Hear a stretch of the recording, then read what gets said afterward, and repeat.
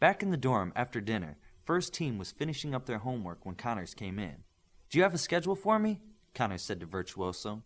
"Yes, I do, and here it is," Virtuoso said as she jumped up and carried the list to him. Connors looked over the list. "You don't mind carting your teammates back and forth?" "No, it means I have a chance to go home too." "Do you have answers on the dorm reconstruction?" "All the coaches on the blue team are good with it. I told our coaches to have their stuff and all their Alpha stuff out of the building by 1500 for your rebuild. You'll have till 2100, 6 hours. The bots are going to bring dinner from the hotel. You two can do the blue dorms next Saturday." "That's awesome," Virtuoso said. "Hey, that means Midas and I will be redoing the coaches' apartments. Any requests?" "I have a skylight that I can fly in and out of. I don't want to lose it. Otherwise, just give me something simple," Connors answered. "Coach, I was at an anchor class with Midas and Coach Smith today. I think Smith has it in for first team, or at least in for Midas," Darkspeed said. "Coach Smith served an apprenticeship under his father on the New York team. He was one of 3 anchors on a large team, and he had to fight a lot. To him, being an anchor is all about fighting. And yes, I know he's over-competitive. Don't worry, it'll all work itself out." Connors stood to leave. "Everyone get your homework done tonight. Don't ever wait till Sunday." "I'll make sure everyone's done," Darkspeed said. Connors walked out the door, and Olympian was the first to address Darkspeed. "You'll make sure everyone's done? What are you, my mother?" "Yeah, since when have you had to check my homework?" Bioforce asked. "I was just trying to assure the coach that we would all get our homework done." Darkspeed defended himself with force. Everyone went back to their homework, and the common room was quiet for about 30 seconds. "Dorkspeed," Olympian said quietly. Several members of first team were laughing under their breath. Darkspeed tried to ignore the comment.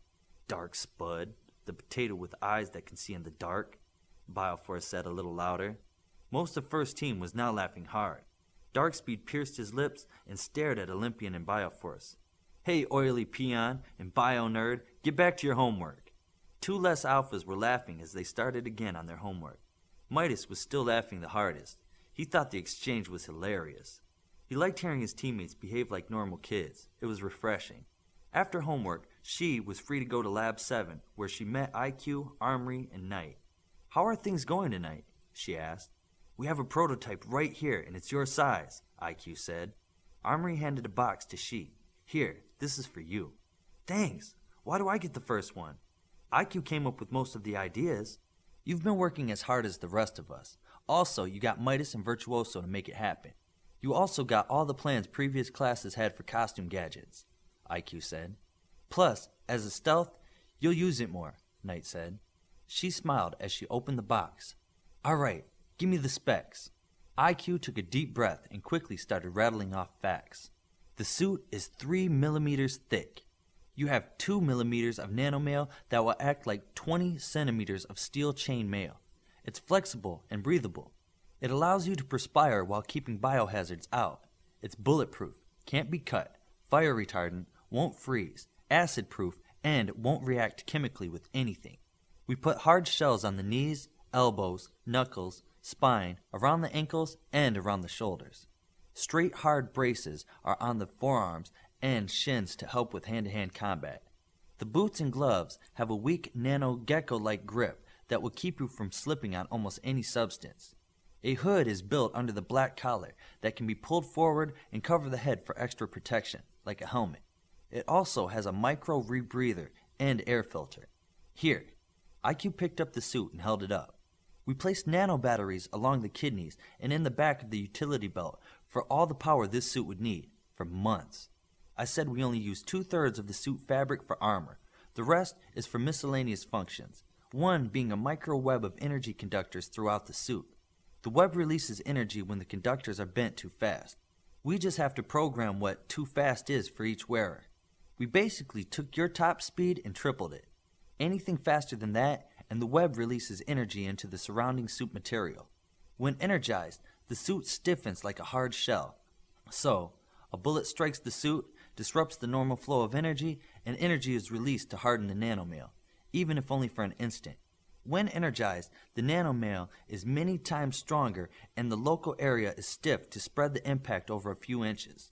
Here, in your utility belt, we have nanorope, a cutting laser, lockpicks, a knife, and a small wallet. There are also 2 thigh pockets, which are empty. We're still working on the GPS, communication system, computer interface, polymorphic multi-tool, and external sensors, so you get the non-computerized model. She looked in fascination at the sleek black suit in her hands. All that, and it's so light. I could put some weapons on it if you like, Omri said. I could install an exoskeleton with its own muscle structure, heavy armor, and a jetpack, Knight said. What kind of stealth would I be with all that stuff? She said plainly. I didn't know we were this far along with the suit design. I recognize all the pieces, but I didn't think we'd have them together so quick. I couldn't sleep last night, so I controlled the lab and the nanovat from my room. You like? IQ asked she. I do, very much. When can we start making them for everyone? Soon, I think. But like I said, the smart technology won't be ready for a few more weeks, IQ answered. That's fine. I think this is great, she said as she held up the suit. I'll wear it tomorrow. For now, let's get to work on making more of these.